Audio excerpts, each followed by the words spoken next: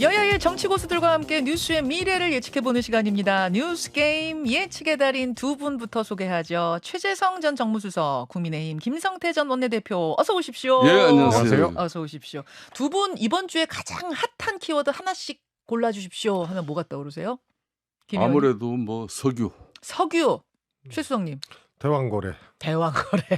같은 얘기네요. 결국 같은 얘기. 안 그래도 오늘 저희가 준비한 퀴즈에도 그 내용이 들어있거든요. 자, 퀴즈 바로 판 들어주세요. 자, 판때기들 들어주세요. 두 분. 판때기. 네. 판때기 준비. 자, 출발합니다. 첫 질문은 그냥 재미삼아 가볼게요. 가볍게 몸풀기로. 포항 앞바다에 140억 배럴의 석유와 가스 진짜로 있을 것 같다, 없을 것 같다 들어주십시오. 진지하게 생각하지 마세요. 세모표는 안 되는 거죠? 세모표 안 돼요. 여기 세모표 없어요. 네. 저는 동그라미입니다.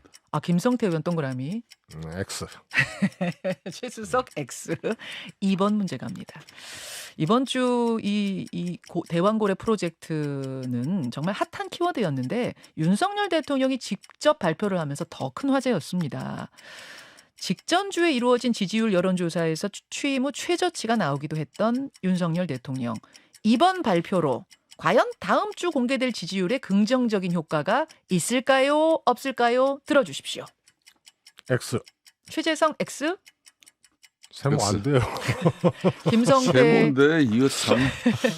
김성태 의원 망설이는 X. 3번 갑니다.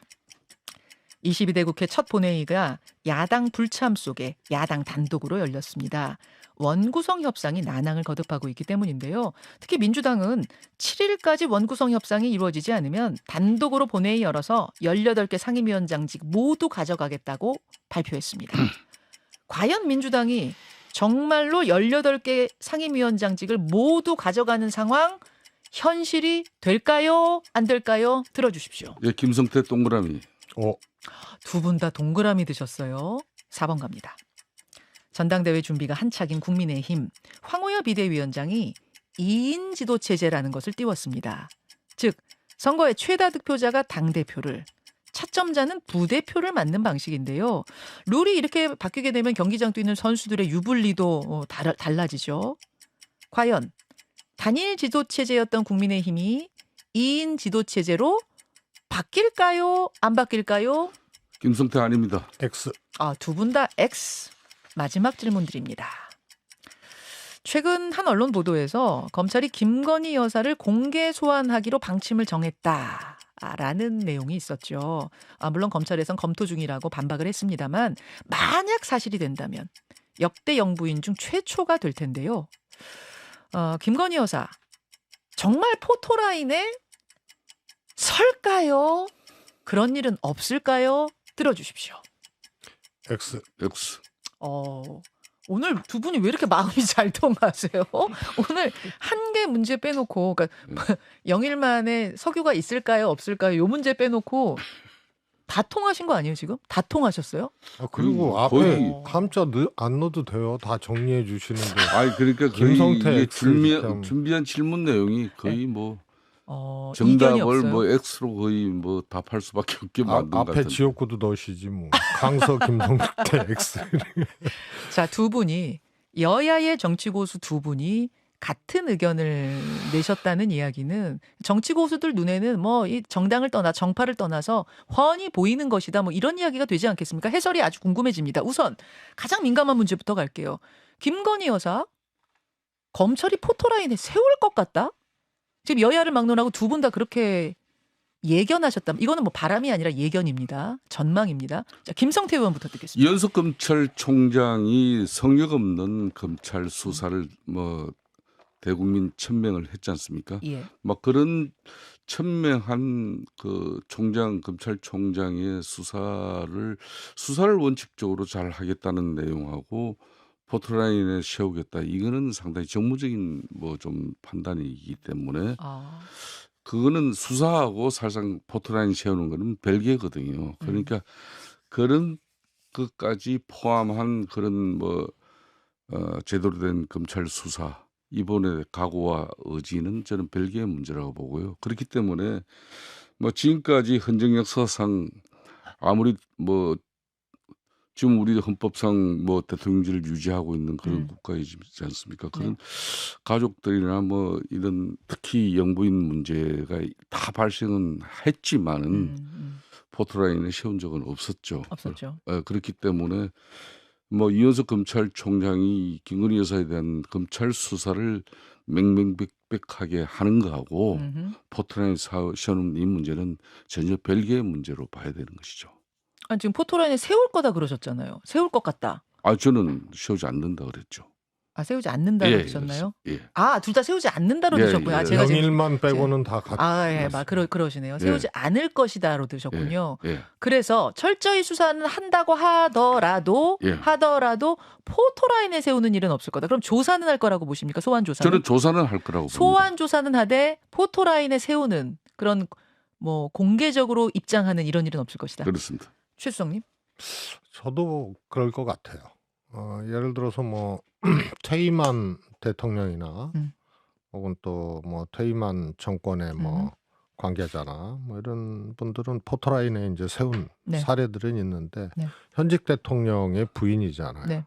그래서 소환은 하되 소위 말해서 이제 공개 소환하고 포토라인 세운 문제는 이제 매우 부담스러운 그런 거기 때문에 한다면 소환의 방점을 찍는 거지 어떤 방식으로 할 거냐의 문제는 이제 두 번째 문제가 되는 거죠. 아, 조사는 역시 최수석도 조사는 할 것 같은데, 그러니까 소환 조사는 할 것 같은데 포토라인에 세우는 건 검찰로서 매우 부담일 것이다.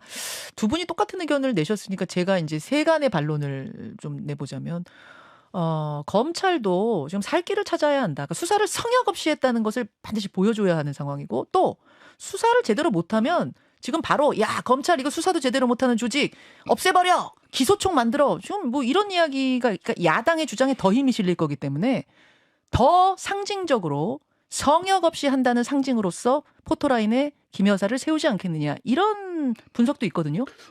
뭐 그런 부분에 대해서 일정 부분 국민 정서도 검찰 이현석 총장이 모를 리가 없겠죠. 검찰 조직이 또 성의 없는 이 검찰 수사를 통해서 이 검찰 조직만은 그래도 지키겠다는 그 각오는 역대 어느 검찰총장이, 어느 권력자 대통령의 신임을 받는 검찰총장도 결국 마지막 선택은 조직이었어요. 그렇죠. 그런 측면에서 수사는 제대로 저는 할 것 같습니다. 그 대신 뭐 포토라인 세우는 이 부분은 일정 부분 국민 정서는 뭐 있겠지만은 그것까지 검찰총장이 검찰 조직에서 판단할 그런 사안은 저는 아니라고 아니, 봅니다. 그거는 약간 선을 좀 넘어가는 거라고 예, 보시는 그렇습니다. 거예요. 예. 최수성님도 정치적이죠. 네, 그 부분은. 아, 알겠습니다. 두 분이 뭐 이 부분에 대해서는 만장일치. 예. 근데 이런 상황 속에서, 그러니까 뭐 특검 이야기 나오고 포토라인에 세우니 어쩌니 나오고 또 최재형 목사가 뭐 카톡 보낸 것까지 공개되고 이런 상황 속에서 김건희 여사가 비공개 이 행보를 깨고 지금 공개 행보, 또 실시간으로 라이브로 생중계되는 행보까지 다 하고 조금씩 활동 영역을 넓히고 있습니다. 이건 어떻게 보세요, 최수성님? 뭐 김건희 여사의 반복되는 패턴이죠. 그래서 뭐 심하게 얘기하면 니들 그래봐라.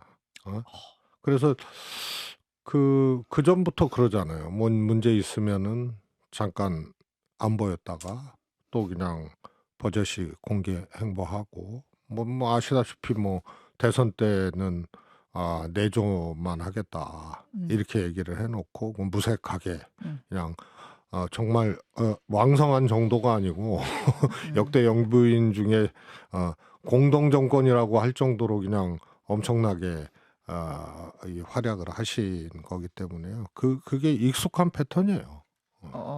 점점 그럼 이 어떤 특검을 의식하고 지금 특검 법안 이야기가 오가는 걸 의식하고 하는 행동은 아니라고 보시는 거고요. 저는 뭐 특별히 그런 건 아니라고 보고요. 김 의원님? 뭐 최소한의 영부인으로서 또 국가 행사에 도리를 다하고 또 예의를 지키는 그런 관점에서 어제도 현충일 이제 추념식에도 참석한 것이죠. 그 외에 이제 뭐 본인이 뭐 이 공개적인 뭐 이 원래 이제 영부인 뭐 이런 또 내조의 이런 정치도 상당히 중요한 영역인데 그 부분까지는 아직 전혀 이렇게 확대해서 갈 수 있는 건 아니죠. 그러니까 너무 이게 마치 뭐 그런 여러 가지 인제 뭐 범죄자 취급 비슷하게 야당에서는 하고 있는데 뭐 그런 측면에서 물론 뭐 이 경종을 가리겠습니다마는 이렇게 너무 또 막 이 수세적으로 이렇게 영부인께서 또 이렇게 활동을 움츠러드는 거. 움츠리고 접어들고 직가한 그런 보기는 더 억측이 난무하니까. 오히려 더 억측이 예, 그러니까 생기니까. 되려 뭐 그런 꼭 아. 대통령 그 아내로서 영부인으로서 네. 꼭 참석해야 될 그런 국가적인 네. 행사에는 뭐 이제 빠지지 않고? 빠지지 않고 음. 참여하겠다는 그런 정도의 알겠습니다. 의미죠. 아니, 알겠습니다. 김건희 여사와 같이 이렇게 소위 말해서 주목되는 여러 가지 사건, 문제 뭐 이런 것이 없는 경우에도 꼭 대통령과 함께 뭐 국경일이라든가 추념일 등등에 함께 이렇게 꼭 참여하는 그런 법은 없어요. 그래서 어떻게 보면 이것도 김건희 여사를 둘러싼 여러 가지 문제, 상황, 환경에 비춰 봤을 때 이거는 오히려 이례적이라고 할 수 있을 정도죠. 알겠습니다. 알겠습니다. 자, 2번 문제로는 좀 넘어가 볼까요? 2번 문제 해설로 넘어가겠습니다. 2번은 뭐였냐면은 윤석열 대통령이 대왕고래 프로젝트 석유와 가스 140억 배럴 묻혀 있을 가능성이 있다는 걸 직접 발표했는데 과연 지지율에 영향을 줄 것인가? 그러니까 상승하는데 좀 이게 덕을 볼 수 있을 것인가? 두 분 다 X. 김성태 의원님도 X 드셨어요? 저는 X도 살상 세모표로 지금 들고 싶었는데 그게 허용이 안 되니까 망설이는 X. 망설이는 X. 근데 어쨌든 망설이는 O는 아니잖아요. 지금 망설이는 사실 X잖아요. 이 자체를 가지고 윤석열 대통령 입장에서 아무리 좀 지금 뭐 지지율 문제 때문에 용산 대통령실이 공경스럽지만은 이것 때문에 대통령이 지지율을 올리기 위해서 저는 그렇게 안 봐요. 왜 그런가 하면은 지난 4월 총선을 치르기 전에 좀 뭐 당에서는 여러 가지 또 선거 캠프에서도 여러 가지 뭐 진언을 좀 많이 올렸죠. 네. 특히 이제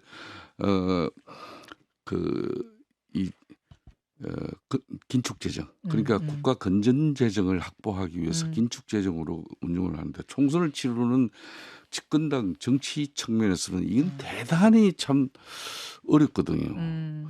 그런 측면에서 이렇게 좀 마침 민주당 이재명 대표도 생활지원비 25만 원 이야기 한마당이니까 그런 정도 우리 당에서도 일부는 고민이 있었지만은 작년에 뭐 6월달에 국가 건전 재정 전략회의에서 한 이야기를 선거에 지더라도 뭐 국가 건전 재정은 이루겠다. 그 약속을 지켜내듯이 이번에도 이 대왕고래 프로젝트라고 이 참 네이밍도 또 벌써 잘 이상하게 지어놨는데 이 프레임에 참 빠져나오는 것도 또 이건 근데 참 이 자원 개발이라든지 자원 내교 이런 거는 시간이 오래 가요. 보통 성과가 나오기까지 보통 10년은 걸리거든요. 이게 상업적으로 개발이 된다고 해도 2035년부터래요. 그러니까 엄청 시간이 많이 걸리는 겁니다. 그렇기 때문에 이런 문제 가지고 지지율 깜짝 쇼를 위해서 이런 중대사를 발표한다 그건 아니겠죠. 다만 깜짝 쇼니 아니냐를 떠나서 이걸로 부분은요. 영향을 받겠느냐인데 영향도 안 받을 거라고 보세요. 저는 크게 뭐 이 부분은 박정희 대통령께서도 그때 7강구였죠, 그죠? 예. 노래도 있었지만은 이 박정희 대통령께서도 이 부분은 직접 발표했어요. 그때는 막 눈물 흘리고 그랬다면서요, 국민들이. 그때는 진짜 전 국민들이 네. 한호뿐만 아니라 완전 축제 분위기였죠. 그랬다면서요. 예. 그렇지만 이번 윤석열 대통령께서 이렇게 발표한 이런 이 석유 가스 가능성에 대해서는 뭐 국민들이 참 침착하게 이렇게 지켜보겠다 그런 분위기잖아요. 알겠습니다. 최수성님도 지지율 상승에는 도움되는 발표 아니었다 이렇게 말씀하셨네요. 그렇죠. 우선 잭팟이 터져야 되잖아요. 근데 그렇게 느껴지지가 않잖아요. 왜냐하면은 나올지 안 나올지 모르고 또 경제성이 담보될지 안 될지 모르고 그야말로 이제 초기 단계인데 네. 그다음에 이제 박정희 대통령의 이제 기억이 있거든요. 또 이명박 대통령 해외 이제 자원외교 때 막 유전 직접 사고 이랬다가 깡통 유전되고 막 이랬던 경험들이 국민들한테 있기 때문에 잭팟이 아니다 국민적 경험이 있다.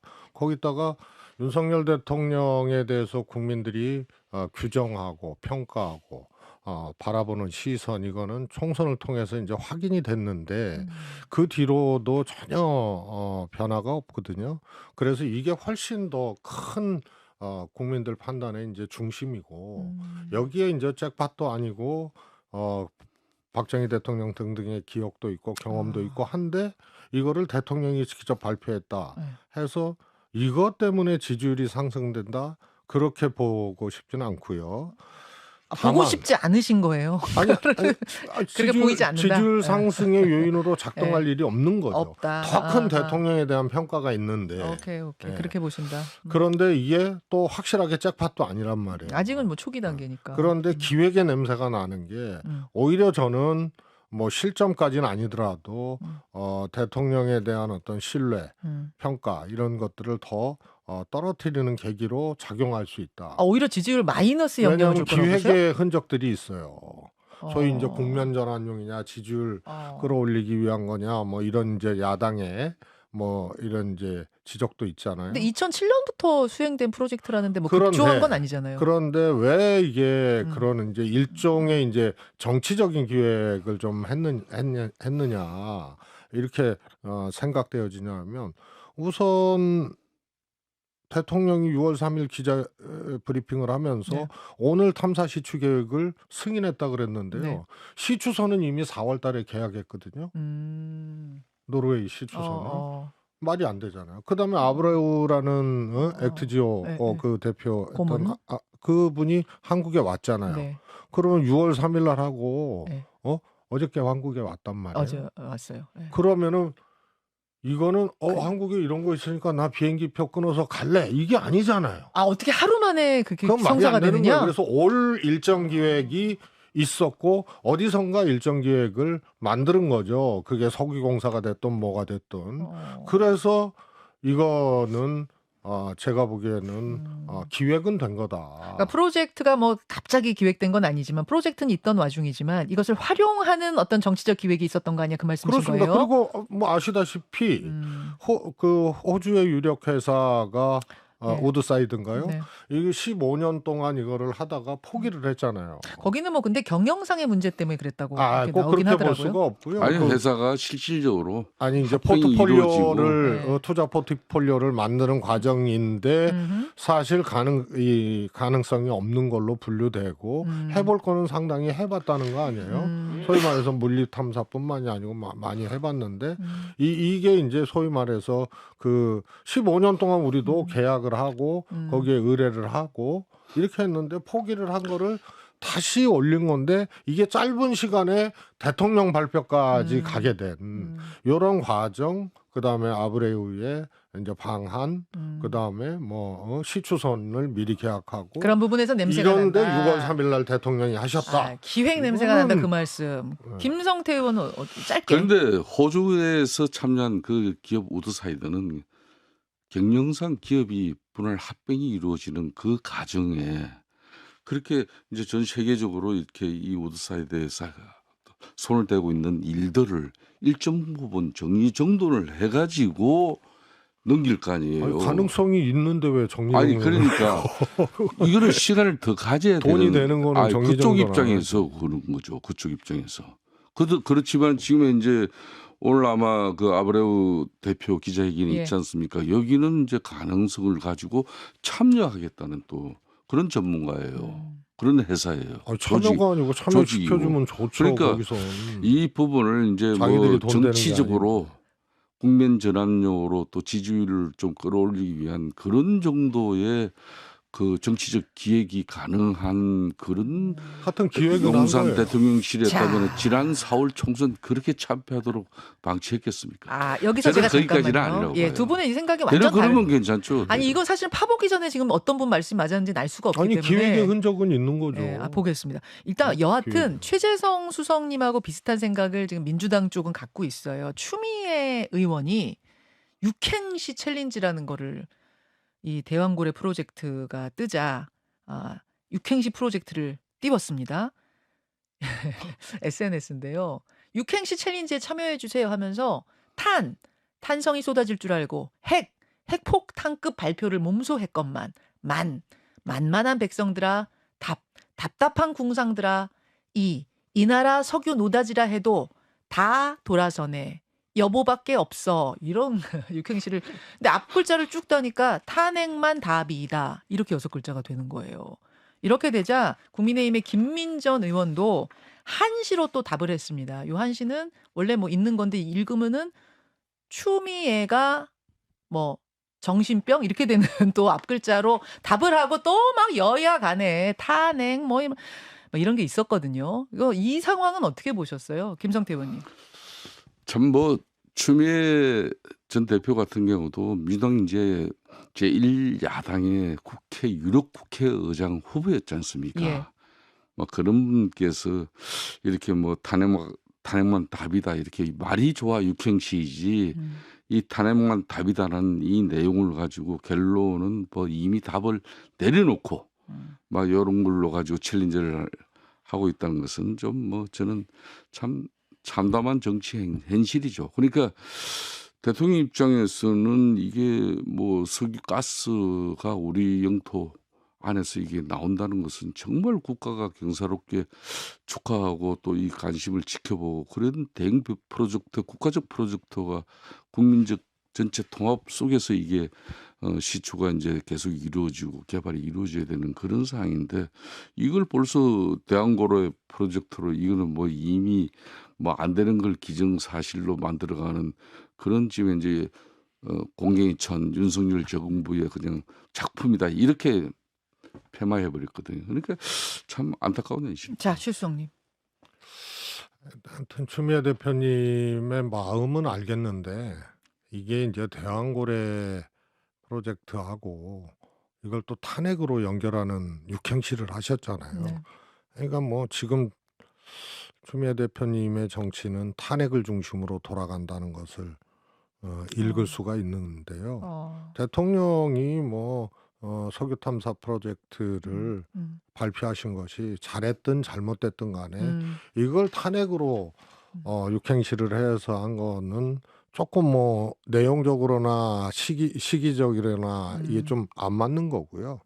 그다음에 이제 탄핵은 사실 그 희소성과 폭발력 있지 않습니까? 이런 것을 자꾸 탄핵 얘기를 하면은 오히려 감소시켜요.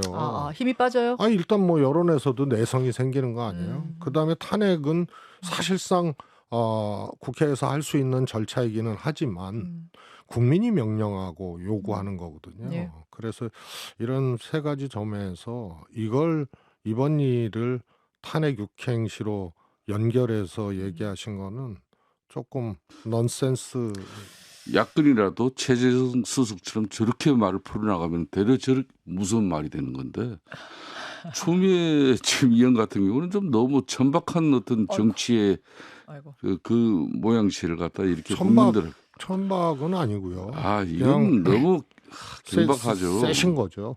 여기까지 너무 해야겠습니다. 이건 아니죠.